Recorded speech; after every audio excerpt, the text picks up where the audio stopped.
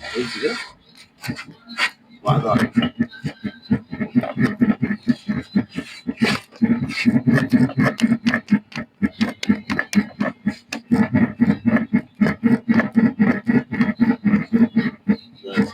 بس زي ما انتم شايفين يا جماعه، ده الصوت اللي انتم سامعينه ده دلوقتي، ده من المساعدين.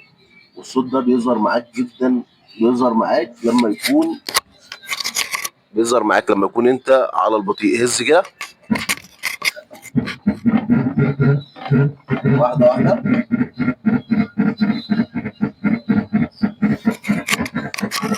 بس زي ما انتم سمعتوا الصوت، هنحل مساعد واوريكم المساعد بره يبقى عامل ازاي. المساعد ما فيهوش اي كبس، وده بيظهر في معظم العربيات اللي المساعد كبسه بيفضى خالص. زي ما انتم شايفين كده يا جماعه، ده المساعد اللي طبعا اللي كان عامل صوت. ارفع ونزل كده.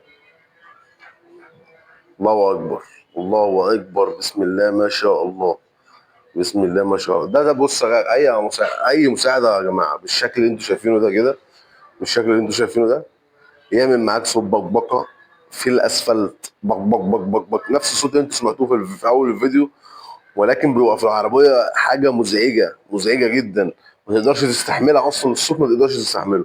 ده بالنسبه ده مساعد. وطبعا التاني اهو نفس القصه، هنحله لكم واوريه لكم كده. طبعا الاثنين المساعدين، ده المساعد الثاني وده المساعد اللي انا وريته لكم الاولاني. هز كده.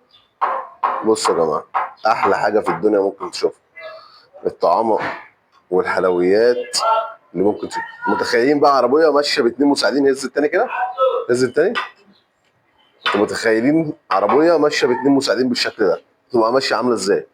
اول حاجه، اي مطب هواء هتلاقي العربيه بتتنطط منك، بتطلع فوق بتنزل تحت، ما تعرفش تتحكم في العربيه.